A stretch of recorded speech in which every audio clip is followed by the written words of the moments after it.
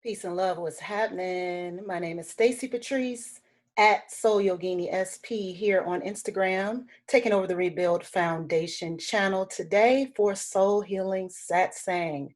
Thank you so much for attending. As you all enter the room, welcome, welcome. And know that today is our last satsang of September, where we are wrapping up our discussion around self-worth and self-concept. So please join us for the hour. And I want to just start by welcoming any of you who are new to this Sunday satsang. We've been going since March strong every week, talking about the important things, the things that are on our minds, on our hearts, and that, cause some kind of friction with our soul self. And so we are moving into those topics as a way to engage with each other about how we can be more creative with our lives, be more intentional about what it is we bring forth, and give ourselves more of an opportunity to be seen and accurately and adequately heard. So thank you so much for joining. I'm waving to all of you. So again, my name is Stacy Patrice, and for the past month, we've been talking about self-worth and self-concept, which is a really challenging conversation to have for most people because it involves you looking at yourself and what it is you've been through, and perhaps what it is on some level that you have not spent enough time looking at. And I think all of us can agree that 2020 was a year, I'm saying was like it's over, is a year of deep reflection, a year where we've had the opportunity to really sit with ourselves and look at what's real and what's going on with us. And so this conversation for September, this series of conversations for September, was born out of the idea that, hey, each of us have something that it is that is important, and we need to heighten our worth to that level. We need to heighten our own humanity. We're not waiting for anybody to give it to us, and we're not waiting for anybody to say, you've been promoted to being a decent human being. We're going to give it to ourselves. We're going to generate our own justice. So in the past weeks, we've talked about an array of topics which are available here on the Rebuild Foundation channel. If you missed one of the chats, today's chat, Audacity. Audacity. And I love the word audacity because it means different things to many people. Let's start this chat with, what does audacity mean to you? When somebody says somebody is audacious or has audacity, what's the first thing that comes to mind? So go ahead, drop that in the comments. I'll be coming around to the comments periodically.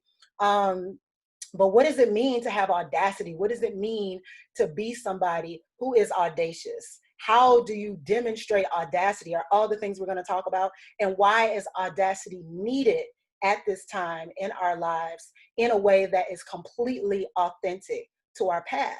So when I think about audacity, I think about a certain era of my life, and it stands out a bit more than others. Perhaps that era might have been my 20s. I don't know if any of you feel the same way about that. But a lot of times we think of audacity as a period to make something happen, right? But we're going to look at it from a holistic perspective. Like, what does it mean to be audacious and to have audacity? And yes, I see boldness in the comments, and we're going to expand that definition today.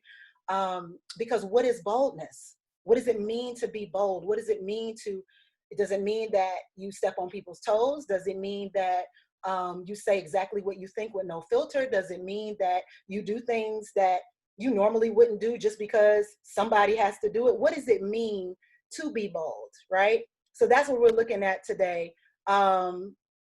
And we are definitely in a space where we're finding ourselves having to be more audacious, right?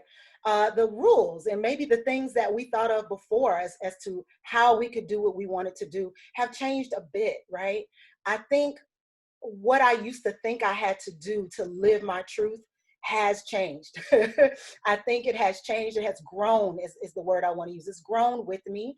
As I have grown, it obviously has to grow with me. It cannot be the exact same idea and the same concept until the end of time. So how is it that audacity comes into play if you're not in your 20s, if you're not doing things boldly just for the sake of being bold, just for the sake of being rebellious and standing out? Then what does audacity look like? And I see one comment, who do you think I am not? Right? So when we talk about audacity, there's a little bit of ego that typically creeps into the conversation, right? The audacity actually challenges us to look at our ego and see if it's in the right place. And the ego, even though it's very dismissed throughout our culture as being something that's evil, that's being something that, sends us in the wrong direction, there is a small portion of ego that is needed in order to place yourself where you belong, right? And that's the part that most people don't talk about. It's that your ego becomes something that you identify with, that puts you in your belonging, right? It doesn't mean it has to go to the other end and be out of order. It doesn't mean it has to step on people's toes. It just means that it's guiding what it is that you identify as. And that can go awry and it can go really well. But the ego is definitely a healthy boundary about what you are and what you are not, what it is you do and do not stand for, and possibly what it is you will and won't take, right? So we need a little bit of that. Let's not throw the whole ego out. Let's just throw away a life driven by the ego, an egocentric life, and move into a soul-centric life. So I'm going to write down some things that I came up with as I was exploring the idea of audacity, right? So forwardness, being able to be someone who will say what it is, who will not be passive and sugarcoat it just for the idea of other people wanting to feel comfortable or getting along. Presumption, and sometimes we think of this as a negative, and it definitely can be. But when you're presumptuous, a lot of times that means that you think something, that you have an idea of something, and you are sticking to that idea. It doesn't matter whether it's true or not. And it doesn't mean that we want to be presumptuous on the false side of things, but presumption definitely means there's a truth you hold as being true, right? There's something, as an idea, a concept you hold as being true. As we move into more of the common ideas of audacity, we have boldness, risks, fearlessness, bravery, courage, and I added in sauce, right? I think to be saucy is something to behold. It's to know and to be convicted that you understand something, and that's just what comes with it. It's not going to go anywhere. It's not going to be changed and transformed and whitewashed and toned down. That the amount of sauce that you bring to something is completely how you understand it and what has to come with it. So when you think of audacity, start massaging that idea of sauce, right? Spirit, believe it or not, spirit is one of the less common definitions of audacity. And if we think about that, that's really big. That's really huge. That spirit is equivalent or synonymous with audacity. And how could that be so? Because the way in which you move about is spirit, and the way in which you deal with and carry on and rearrange things, the way you identify, the way you understand things is part of spirit. And so if you are deep in spirit, you definitely will have audacity, because you'll understand the difference between what you feel and how you move and what maybe is being presented. And understanding that it might not be aligned and it might not be connected to who you are, and that you have to move differently. So spirit is definitely a part of audacity. Dynamism, confidence, defiance, and nerve. And nerve is one of my favorite definitions of audacity. When I think of somebody being audacious, I say things like the nerve, the gall, right? It's a historic reference, right? But the nerve, the gall of somebody to have such audacity. And so now I'm going to ask us to flip that mirror back on ourselves. Are we moving with nerve? Are we moving that we are absolutely moved by what it is that's happening, what's going on, and deciding for ourselves that it's going to be different for us? Are we being moved in that way? That's the question. Are we being audacious in that way? Are we taking our audacity into our spirit work, into our understanding of the world, and creating a world that allows our audacity to shine through? Are we slicing through the BS? Are we cutting through what it is we're being shown and deciding I'm not going to go with that, or I'm not co-signing that if it doesn't fit with my spirit? This is a big question. I don't expect anyone to unpack it in one answer, because an audacity can be applied across categories of our lives, whether that's mental, emotional, physical, financial, environmental, social, spiritual, all of these things. But the idea of audacity does come from within. right? And then it is reflected to you in the word audacity that you are being audacious, perhaps, when other people see your boldness, witness your boldness, or become a part of your circle of boldness, right? So I want you all to just drop in the comments right quick, which part of your experience in life right now needs more audacity? What part of your experience in life is a very specific question.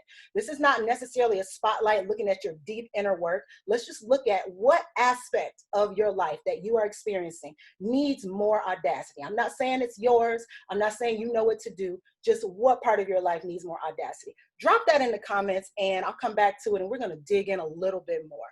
All right. So I wrote down this idea. Audacity is what we need more of, what we can't afford to live without, how we approach our livelihood, what we affirm and repeat, what is our true north, as we gaze into the most miraculous aspects of life. Do they reflect the most miraculous aspects of self?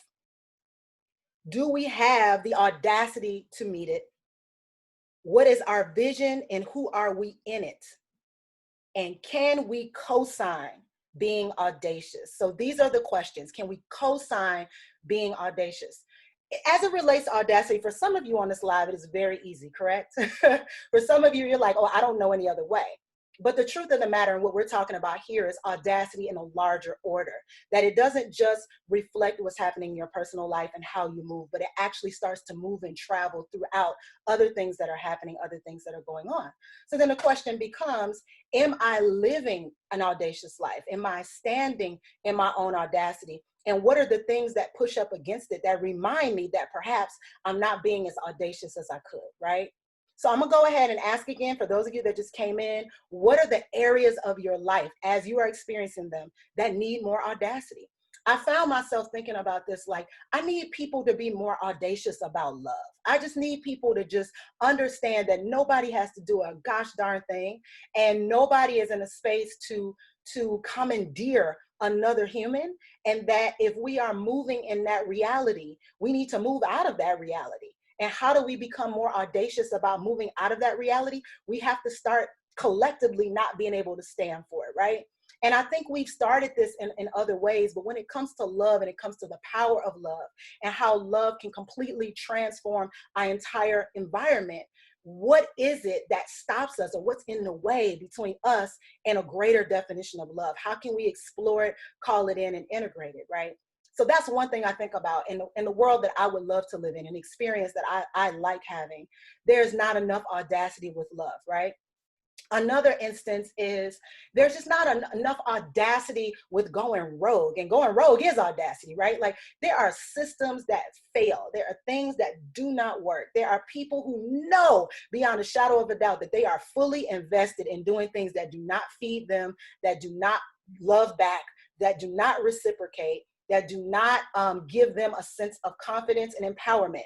And every single day, feed more energy, more time into these things. And how can we be more audacious and start to separate ourselves from the things that don't feed and don't serve? And what is in the way of us doing that naturally? And why do we feel we need such a strong push, such a huge demonstration, such an ugly existence in order to get this message? And it really, really, really, I don't think it just bothers me. I think it bothers a lot of us. I think we see it too much.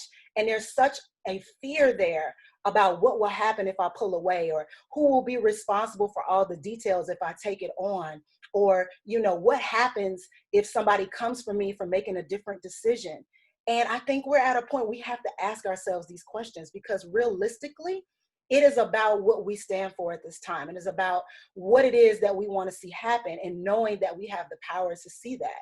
And so, and see it through, right? And not just imagine that someone's going to hand it out. Imagine that someone's going to show up with it and say, oh, here you go. I know you've been looking for this. Here it is. I've been holding it this whole time, but it's yours now. We have to get past that mentality and be more audacious in our approach to what it is that bothers us the most. And understand that if it bothers you, that's not just the issue of sensitivity. That's an issue of soul. Your soul is not adjusted to its frequency when you live constantly, day in and day out, in an environment that disturbs and bothers your very existence, y'all. And I'm saying this because that's how deep it is. From a soul-centric perspective, that's how deep it is. It's not just the idea of, just trying to be flexible to go along. Sometimes being too flexible means you can't stand strong. You're too flexible. You don't have the power to stand strong.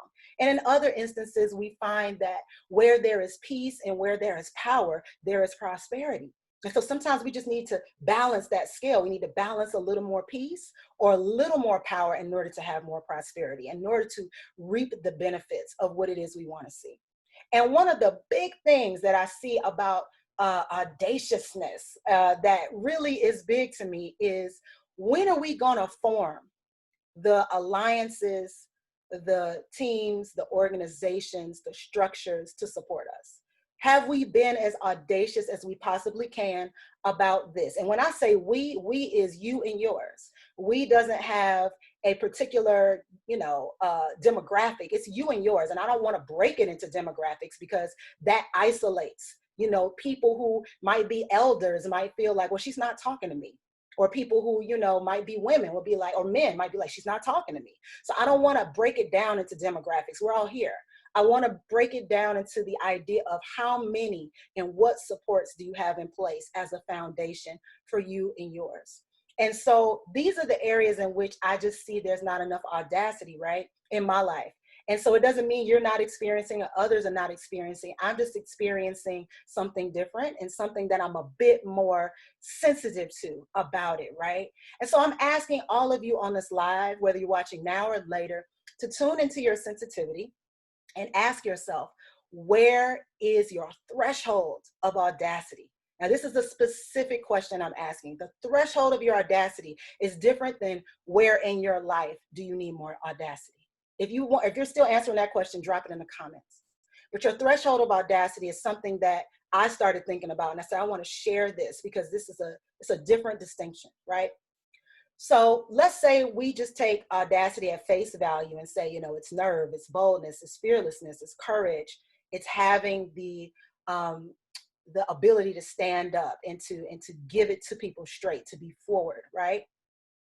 What is your threshold on that? Because I'm looking at this like, maybe in certain instances that's easier, right? Like if you feel like you got gypped on, something you bought or something, that was supposed to be done in a particular way you ordered and it didn't come that way. A lot of us are really audacious about that, right? We paid our money, we were advertised a certain thing, and we didn't get it. And so you need to either return my money or give me what I paid for, right? Easy to see that standing up for yourself in that way is an easier example to understand audacity. Let's move into a little bit closer to the middle space, right? In the middle space, it's, what do you believe in and are you in it? And do you hold the people who love you and the people around you accountable to respect a boundary or a precedent that you've set for your life? So if you know that you don't want to have certain kinds of interactions with people, if you don't like being around certain people, how much do you tolerate that, right? How audacious are you in your relationships? Are you allowing yourself the space to be you, or do you let people kind of have a cap on how wide you roam and how far you move, right? Because audacity tends to be looked at as a social thing, and that's all we have to look at is the social aspect of it. But I'm challenging you today to look at all aspects of it, because this definition has to be wide. It's not a singular thing, right? So where is your audacious level when you are dealing in interpersonal relationships, whether that is spouse, partner, someone you're dating, people you're dating, or whether that's, the people who are in your life and who are able to help nurture you? When is enough too much, and when is enough, right? So that's one of the questions. As we move further along on the scale, this is like personal rights, this is human rights, this is liberty, this is justice. Like, how audacious are we there? And so again, everyone is going to have that entire spectrum to look at. This is not a judgment call. This is an opening call. This is saying, look at your life and see your levels of audacity and see if that's where you want to be. And I would like to add, this week, most of us saw an exclamation point on the kind of audacity that we have had as a community just in the past couple of months since this pandemic has started. and a lot of the violence and hate crimes that have happened, there has been a high level of audacity. So I want to first say, there is not an absence of audacity. There may be a target of where our audacity is, and that is wonderful, beautiful, and should never stop, right? And I think that that level of audacity that says, I can do this, or I can request this, or I can demand this, and why not? And why should I continue to co-sign something that doesn't work, that doesn't help, that doesn't heal, that doesn't support? Why am I so invested in that? This is the question of today. This is why are we so invested? What makes us, not just the conditions, not just the reality that we've been told this is the way things are, but what now in this moment makes us so invested in the way that things are presented to us, even if we feel like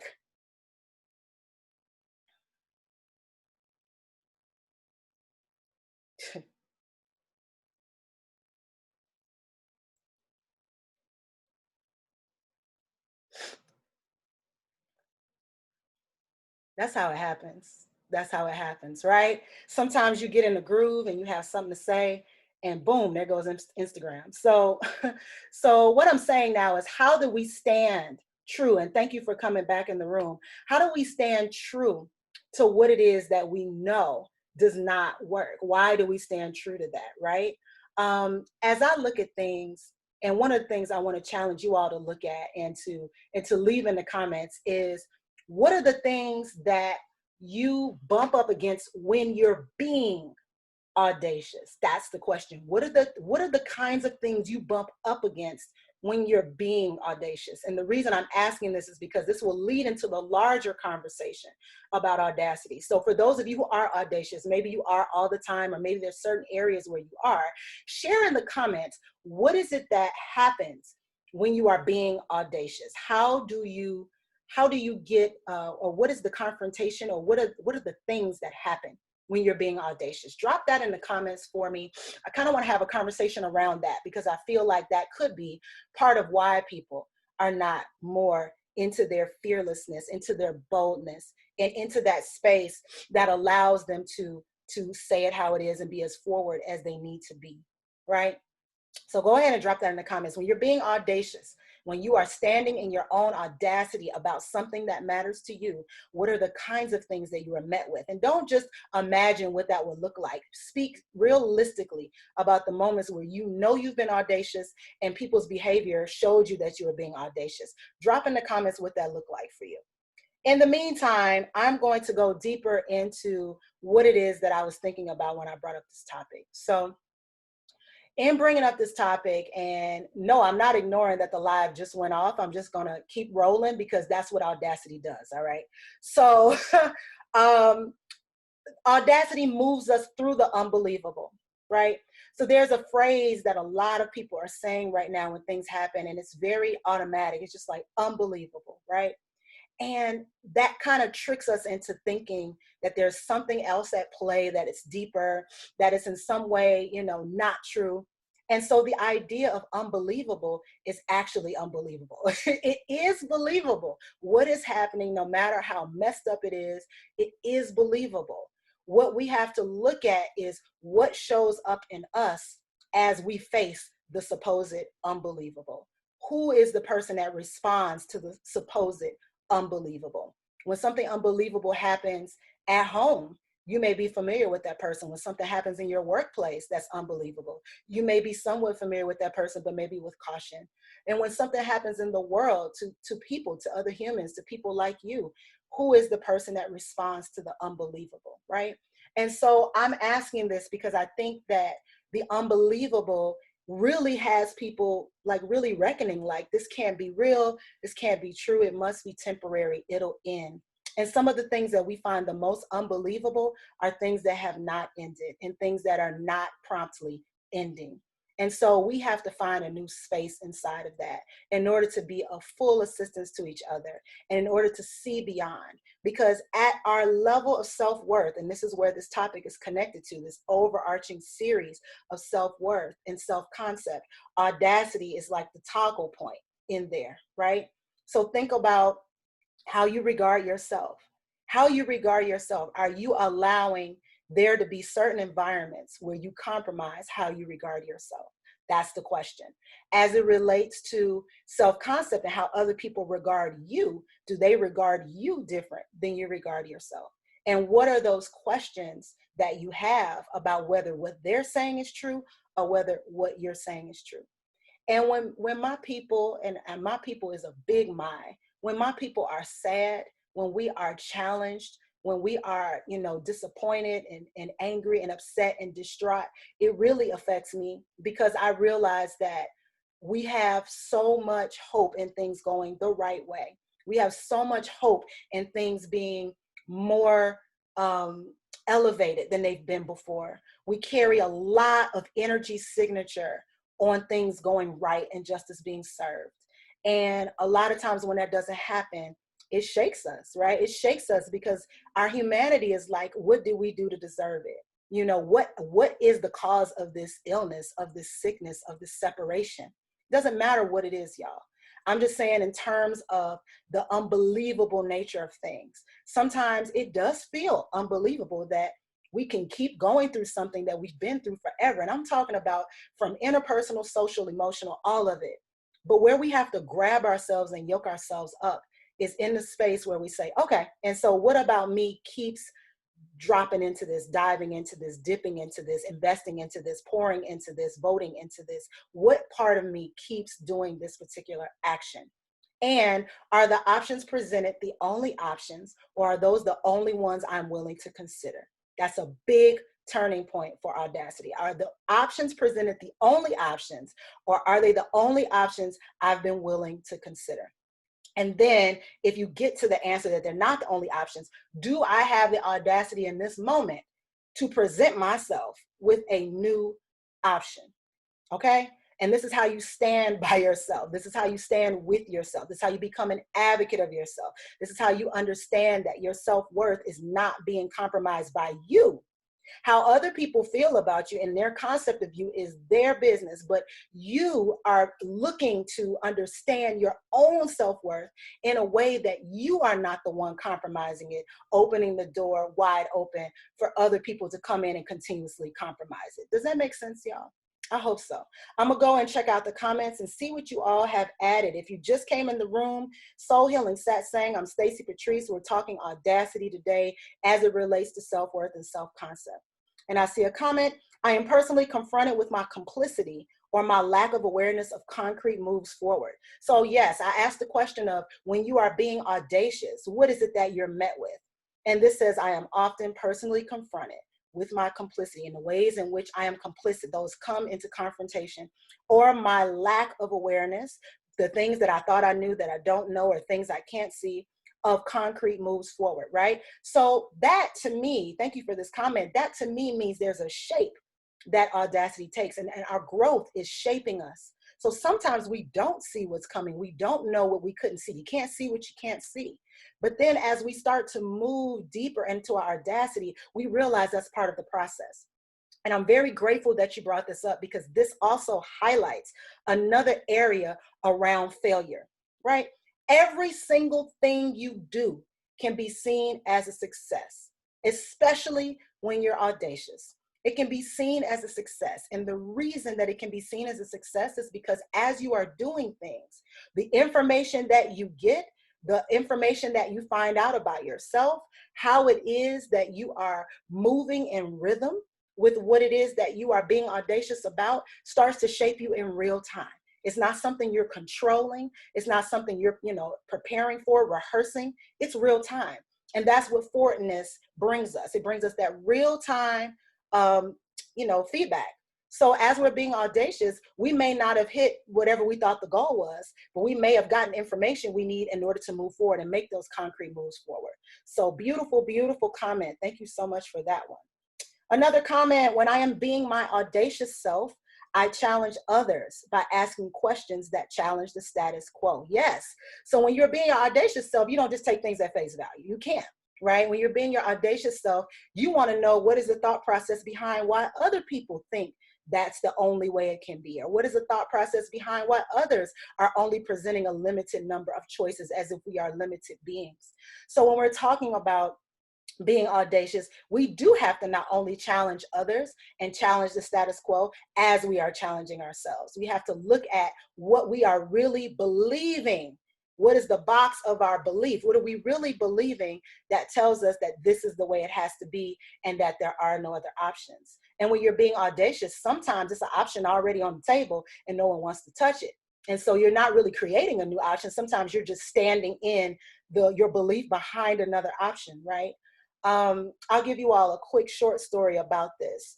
As it relates to Audacity, I never like to do what's already being done. It doesn't mean that what's being done is irrelevant. It means it's already being done, right?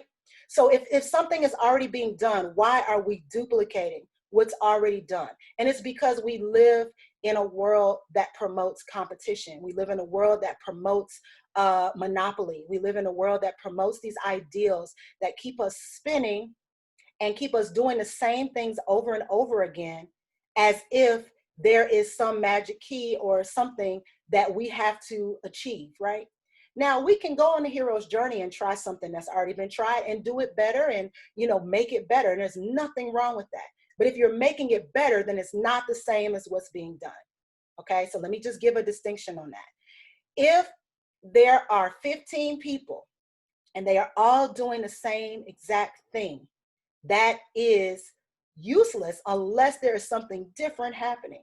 So if there are 15 people who have an idea or a concept about something, they're in different markets talking to different people, or if they are, presenting different turns and, edges on things, then we have a spectrum. We have a myriad of choices. But if we all invest in doing the exact same darn thing, we are not presenting the multitude that we are, and then we cannot reap harvest from the multitude that could be. Does that make sense? So it's the idea of not repeating what's there just because it's there. It's already there. You can actually invest into what's there and make it better. You can actually join forces and make it better. You can get more people to do it and make it better. But you don't necessarily need to repeat the same dang on thing. So then inside of each of us, the things that we feel most audacious about are typically the difference. They're not the sameness. They're always the difference. So if I feel really audacious to the point where I speak out about something, I feel that much more different about it than the options that are being presented, right? So when we start to realize the things that call us to be more audacious, then we start to get into the grit of what matters to us and who we understand ourselves to be. So drop in the comments for me right now, those of you that are here live, drop in the comments, what are the things that call you to be audacious in your life right now? So not just the things you want other people to be audacious about, not just the things you've done in the past. What are the things right now that you find yourself getting really audacious about? And don't judge it. It could be something considered small or something considered big. Drop it in the comments and let people know, share what are the things that are big for you that you feel compelled enough to say something, be more forward, and stand up about so that things can be different. What are those things? Please drop those in the comments. While you all are doing that, I'll also identify that as we talk about audacity, we're talking about the internal, right? Sometimes the external shows us things that are going on in the internal, and we can't forget that when it relates to audacity. So sometimes things that have happened to us, we see them happening again, and it gives us audacity to fight for a different outcome. Sometimes the things that have happened to us in our experiences, we felt belittled by, we didn't feel strong and empowered by, we felt violated, we felt abused. And then when we see other people going for that, we start to become advocates for them in a way that we were not necessarily handled or empowered, or maybe in ways in which people came to our rescue. So we get really audacious about those things. Think about this from the standpoint of how you want to see your life right now, how you want to create your life for yourself. What are the things that you need to get audacious about in order to have that picture completed? What are the things that are absent? And I don't mean absent as in lack. I mean absent as in not in full presence. What are the things that need to be activated so that you can live your life in audacity? And so go ahead and drop those in the comments. I'm going to say here that the key to moving, actually taking action on things that don't fit or that bother, is not just to be audacious, it's to consult your soul power, consult the aspect of yourself that knows better, has the answer, maybe has the formula, maybe has the experience, maybe has the vision, and start moving on that. Because it doesn't mean that everyone's going to be a humanitarian. It doesn't mean that everyone is going to create things that are going to impact, millions of people, and that's okay. I don't want you to think that that is a condition of being audacious. Audacious could be being the person in your family that says, I'm going to stop doing what we've been taught to do because it's unhealthy. It could be the person at your job that says, we need a better environment to support us as we work for you. It could be the person in a parenting situation that says, this doesn't work for the child. It could be a person who says, you need more people like this in your cipher. In order for this to be true diversity, there needs to be actual diversity. There needs to be more ideas, more minds, more hands on deck to make this work. And some people see people who just step out of that reality as being audacious, and some people see them as being passive, right? So audacious is not passive. You have to understand that when you feel compelled to do something, you are stating what you care most about, and you are moving in the actions that bring it forth. It doesn't mean it looks right away how you imagine. It doesn't mean it's a short road or a short path, but it does mean a lot of the things that we enjoy now, somebody was audacious enough to think about and bring into fruition. And that is the heart center of this conversation. What is it that you can contribute that will speak to not only how you see yourself, but the audacity that you want others to have with what it is that you create? And so looking at it from that space changes the feeling on that. So if you have an idea of what that is, what are the kinds of things that you want to bring to people, drop that in the comments as I go back and look at the previous comments that were left here. All right. So I see, thank you, Kimberly, for chiming in so often. Becoming a leader in my career, I usually hate being out front. Yeah, I have been experiencing this, especially in a lot of my coaching with people. It's like leaders can carry a vision and can delegate and make things happen, but a lot of leaders, surprisingly, have this concern about speaking out front, about being out front and center. And I think, and let me know if you feel this too, Kimberly, I think a lot of times it's because you know that your word is powerful, you know that your word is bond. So if you say something, how will people respond to what's being said? How will people connect to what's being said? And then how does that word that you give fall on you if it doesn't work? Or how does it fall on you if you say the wrong thing? Like, there's a lot of concern sometimes around being front and center and being the one to say the words. And sometimes we like other people to say the words because the responsibility isn't so heavy. But a lot of times it's just all eyes are on you and you're being seen in your true essence. And sometimes we wonder if that's good enough, if that will keep us in the place we'd like to be. And so that's where the self-worth comes in. It's like, listen, people deserve to know who you are. It doesn't mean it's going to fit in every box that's presented to you. Let's hope it doesn't. People deserve to know who you are. And this is not about being reckless and irresponsible. This is about carrying a torch and a strong enough energy and vibration for what it is that you are seeking to experience. It doesn't happen all overnight. A lot of times it's gradually. A lot of times you can get coaches and guides to assist you, but it is definitely something that gives you a vision of where to go. And so when you're speaking in front of people, you're literally leading them into a space that you hope is something that works for them too.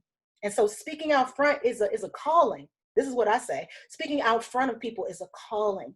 It's an opportunity to be one of the voices, especially if you know the intention behind your voice is audacious and needs to be said.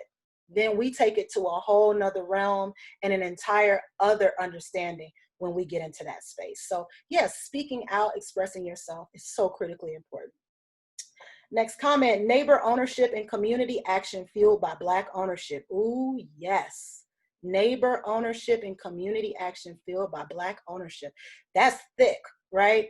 That's thick. And a lot of times things seem thicker the more people that are involved, or the more that the outcome depends on the number of people that are involved. It seems super, super, super thick.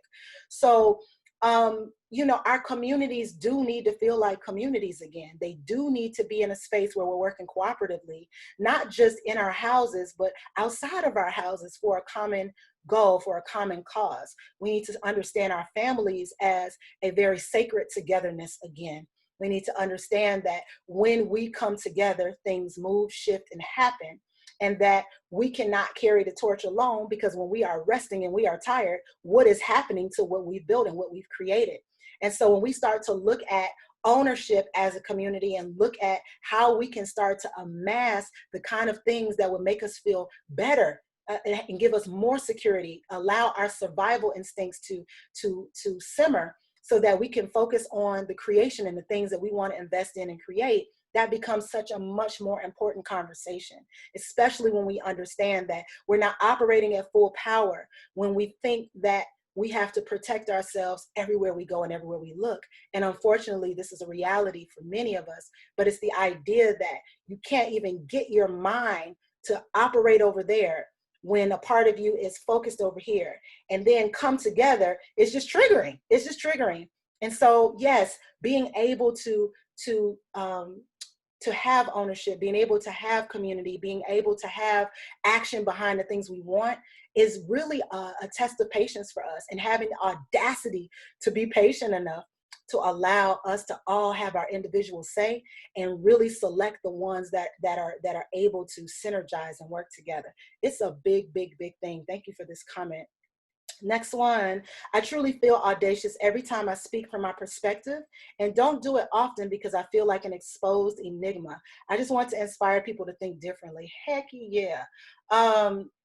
Being able to speak, yeah, it's definitely, it's like a birthright, right? But we think about it as being reserved for those who have been promoted to the top, or being reserved for those who have, X amount of whatever accolades and decoration that gives them the power and the seat to speak.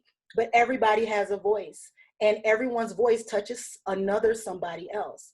So why are we holding back? Why are we not saying how we feel and being forward about the truth in that, and what is at stake if we don't speak?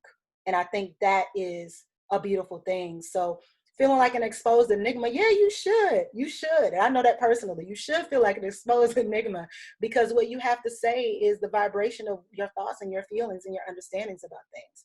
And the more that you share those with other people, the more you really do change people's lives. You do start to open up another option, which is what we've been talking about with Audacity. How many options do we really have? And is it just the ones presented, or are there others? So we all become Audacity option bringers. Let's all bring the options to the surface, especially when we see that options that are present are not working for us. Beautiful, beautiful. Topics related to community and overall wellness. Yes, yes, yes. So I'm going to ask you all to just take a moment. We're going to sit here for just a moment. I'm going to slow down the way that I'm talking, because there's something really important I want to get through before we get off here today. So the mantra that I wrote for Audacity is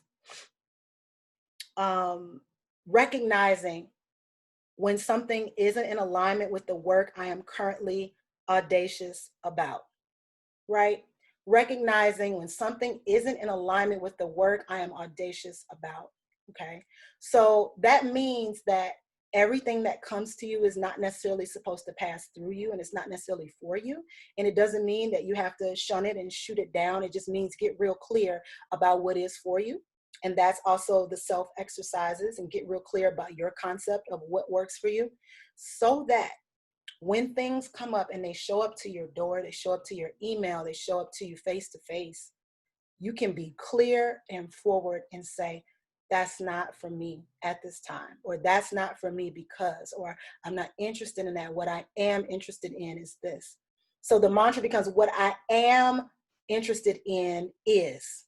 This is the mantra for Audacity. It doesn't mean that what's brought to you is not a good thing. It means reminding yourself and others who you're speaking with, what I am interested in is blank, right? And fill in the blank, and fill it in honestly and authentically. Don't just fill in a blank because you think that's what they want to hear. Say clearly, this is what I am interested in. And what you will find is being able to say that starts a different conversation. Because when people know where you are, the person who's speaking to you just told you where they are. And now the negotiation is you're telling them where you are. And when that conversation is going back and forth like ping pong, now you can talk about something else. You can talk about a bigger outcome maybe than either of you imagined individually. You have the opportunity to bounce it back and forth to each other to see what other outcomes are possible and what other options are present. Okay, so that's the first part. The second part is sometimes we fail because we are being audacious somewhere else. Sometimes we fail at a thing that we are doing because we are being audacious somewhere else. So for this period, pay attention to where else your audacity is. If you are doing a thing and that is a thing you do and you feel like a robot and you don't feel your soul or your energy is really in it, pay close attention. And then the times where you feel completely alive and you're doing something somewhere else, pay attention. Those two states are what we are toggling with right now. It's what we're always toggling with, but now there's a highlighted, illuminated focus for our own sanity. And I'm saying that, I mean that, for our own sanity, for our own sanity. There is a highlighted focus on what it is that we're doing, that we're not doing things that deplete us, and that we're doing things that drive us and make us feel alive, that we're inside of the work and inside of what encapsulates being who we are. The more that we start to move into that, the deeper we feel a resonance with what shows up and whether we should entertain it, whether it is in alignment, whether it needs a little bit of your twist and a little of your sauce on it, right? And so we start to look at the whole picture from also an audacious place, not just speaking up in audacity, but having visions in audacity, seeing, okay, I see this one little thing right here doesn't work for most of us anymore. It definitely doesn't work for me anymore. And maybe if I can change it within myself and within my own circumstances, I can help other people do it. That's like the unintentional business model for most people. It's like helping people do what you already know how to do. And so it's not really about getting there. It's about getting there for yourself first, because you are first. And the more that you start to understand who it is that you are and how you function, and you have sensitivity around that, the easier it is to describe it and share it and promote it to others. So when we're being creative, this is a full body job. This is not just a part of you that's being creative. Being creative means being a creator, which means you may have to jumpstart something in your audacity for it to kick off, right? And a lot of times that's the part that stops us. It's like, I don't want to build the thing from scratch. I don't want to start from the beginning. I'm not really interested in putting the foundation, the formation around that. But that exercise of foundation and formation is also boundary achieving. That idea of how much work you put into it is also what gives you an idea of what your worth is when you step into something. That idea of how you form it and that vision of how you put it together is also the audacity that you need in order to say this doesn't go with the vision, so it doesn't belong. And that's a separate thing. And so a lot of times, some leaders are not operating from audacity, they're operating from directive. They're operating from a sense of diplomacy, maybe. And that doesn't necessarily allow these parts that are dynamic that I'm talking about to come together. So in your role, whatever your role is, leader or otherwise, how can you be more audacious? Put your sauce on it. Allow yourself to understand why it's needed, be able to articulate it, and make it happen. And galvanize people to work with you to make it happen. Community members, partners, friends, and definitely others who are not necessarily part of your close inner circle, but could be, because they get it and they understand it. And that's not a fight that you have to have with the people you work with, because there are more challenges out there that you will have to confront, right? So getting that home base really solid so that you feel comfortable operating in such audacious power, right? And one more thing, one of the things that you have to start to channel when you say, I want to live bigger than how I'm living. That is just a vision. That doesn't have any details until you put them in there. I want to live bigger than how I'm living. That's going to look different for everybody. What is involved? What are the details? If I want to live bigger than how I'm living, not only do I have to set the vision, follow the signs, and know the timing, and ask for help, ask for guidance, find people who have done it, also find out if other people have not done it, and then realize that your job may change. And when I say job, I mean your work may change based on those factors. So if I decide to do something and it hasn't been done before, it's unprecedented, I'm going to have a bigger challenge than maybe most people who will come after I've created it. But the beautiful part is it wasn't there before, right? It wasn't there before. Somebody had the audacity to bring it to life. And that's what we're looking at, not just in this period, not just today on the Soul Healing Sunday, but throughout the week. I want you all to really look at the people who are audacious in your life. Be inspired by people with audacity. Find yourself listening to the words of people who are audacious, people whose understanding of themselves is strong and doesn't waver just because people oppose it, because there's something to be said about that too. If you can be strong in your stance, but then when people come for you, all of a sudden you shrink. There's something about that that is not able to fully stand in that true audacity. You had the initial audacity, but the carrying it through, the seeing it into fruition is a whole other thing. And it takes grit and guts to be able to do that. And it doesn't mean that you don't have it. It might mean you have to keep going to develop it. Who could you be if you create something that's unprecedented and that helps people and helps heal people, and likewise, so forth and so on? That kind of audacity is the North Star. That's what we need right now. And so I ask each of you on this live, if you have any further questions about this topic, about what could be changed in your personal lives to experience more audacity, or what it is to confront other people when you are being audacious and they are confronting you in return. And I can answer those before we close out. Otherwise, I want to share one other thing. Listening to your calling and riding with it as a definition of audacity. Listening to your calling and riding with it. Being unafraid of the mystery, knowing that you can't see everything all at once, and that some of the things that you see may challenge you, but to form your understanding of what you're capable of is worth it.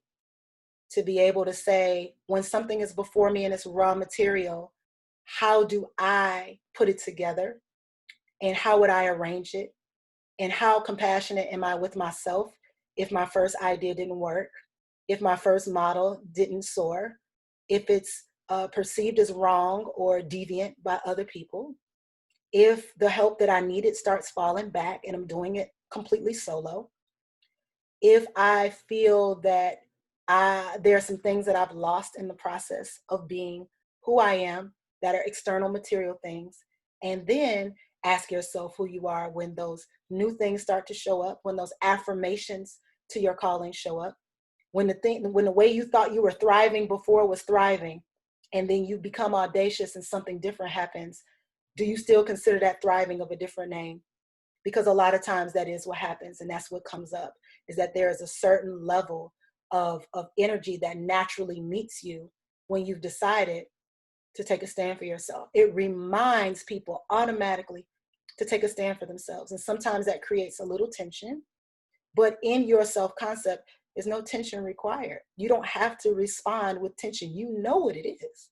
You know what it is. And so as we become more creative in the way that we move and work, how much more do we need to know in our own conscious awareness about who we are so that we can move with the power that we know we have? And that is the entire scope, in my opinion, of when to be audacious. Sometimes it's not worth it to you. It might be worth it to others, but to you, it might not be worth it.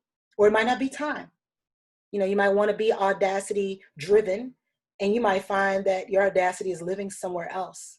And that's what I was talking about earlier. It's just the idea that we don't always get to select exactly where it lands. Sometimes we're already in a rhythm and a pattern of doing something. And then later we start to reclaim it and be like, oh, I was putting too much energy on this. I need to bring it over here because this actually works better for me and with me. And sometimes being audacious just means stirring the pot. It doesn't mean you're intending to stir the pot, but you realize that stagnation is not growth. And so starting to be more audacious in your walk, whether it affects anyone else or not, does start to light up and ignite others to check where they have been rocked to sleep and where they are more comfortable than maybe most doing nothing, or what concepts they have behind why they're doing nothing or why they're doing less. And it's not a bad thing.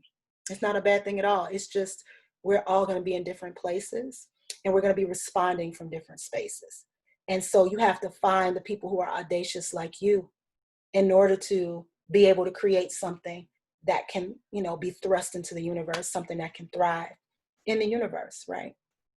So because this is a last conversation of September that we are closing out this concept, I really want to do a quick kind of overview on the wholeness of this, because we won't return to it. And for those of you who have been on this live, we got interrupted earlier. So the first part of this live, when we were on a roll, it has not been recorded to, be posted to Instagram.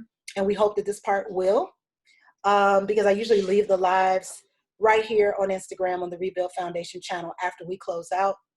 But my site, stacypatrice.com, is where I'm archiving these conversations for those of you who asked. It's where I'm archiving these conversations and making sure that these conversations are respected and honored, because they do mark a period in time where we are thriving and growing into a new existence. And so that's why it's important for me to come on and speak with you all, engage with you all, and talk about things that may help to superpower, supercharge, activate, and get you into the space where you know you belong. Just a gentle reminder for all of us. It reminds me as well. All right. So the first week of September, we talked a bit about, merit and integrity and what the idea of self-worth and self-concept is, just defining that your self-concept is your own. Your self-worth is your own creation, and self-concept is how people perceive you. So you have your own creation, which is nourished in self-love. And then there's this concept of how people see you, regardless of who you are. It's just how they view you. And so the public opinion or concept of you may be very different than how you feel about yourself. So what that looks like is making sure that you are placing yourself into your concept of your worth, and make sure that you're broadcasting it for other people to know and creating the foundation to set up for that. All right. And then on the next set saying, we talked about vulnerability. And so vulnerability became the conversation that we were having, just about how to be vulnerable. What role does vulnerability play in your self-worth? And just letting people know who you are, where you are, what you are, and not being afraid to share that with them for fear of what they will say in return. Because vulnerability is a strength. And we talked about that in depth on that particular set saying. On the next one, we talked about detachment and non-attachment. So when we talked about detachment and non-attachment, we talked about the spectrum of attachment and the difference between being detached and non-attached, which a lot of people think are synonymous. So we broke through those distinctions, and we started to talk about what it means to have a life that allows detachment to be possible, so that you can thrive in your own concept of self. And then we have today, it's just 4 Sundays in September. We have today, where we're closing out with this idea of audacity and looking at the things that need your sauce, looking at the things that need your power and need your attention per your own instructions, right? So not so much people seeing you and saying you need to do this, but you seeing you and saying I need to do this. And that's what this particular conversation is about. Where's the archive link? The first 3 set sayings are here on the Rebuild Foundation channel. You just have to look through the posts. They are all IGTV posts because they're all over a minute. So if you look in there, you'll see the titles and you'll see the set sayings there. The more ongoing archive link, like if you want to see some of the earlier episodes, is at my site, stacypatrice.com/set saying. So if you go there and visit, you'll see each one of the topics and the titles, and those are going to be coming down soon and be reduced into the most recent topics. So if you haven't seen them and you'd like to, or you want to search for a particular topic, feel free, go ahead and check that out. All right. This has been a beautiful convening with you all. Thank you all for joining today. I want to see more audacity in the way that we love ourselves, in the way that we extend love to others, in the way that we love the things that we wake up every day to do. So let's be more audacious, not just in certain events that affect our country, not just in certain times where we come together and stand together, but let's make that a normality. Let's normalize coming together. Let's normalize being audacious when injustice is being served. Let's normalize having a concept of ourselves that can sustain us and hold us true to the things we choose and the things we don't entertain. And let's normalize the concept that within us is a treasure, a gift, and a divine contribution. And the longer that we hold on to it, the less audacious our world becomes. So let's start to share those things out. Give people what it is that we have to offer. Decide where your boundaries are on that so that you don't deplete yourself, and give yourself the highest regard when you feel disempowered and shuttered. Okay? Thank you all so much. Big love to you. Happy Sunday. Hope you have an amazing close to September and beginning of October. We'll be back here next Sunday, 1 p.m. Central Standard Time for the set of October Sat Sayings, which I will reveal on my personal IG page at SoYoginiSP prior to the Sat Saying. Thank you all so much. Big love to you. Thank you for your work, your patience, and your audacity. Peace.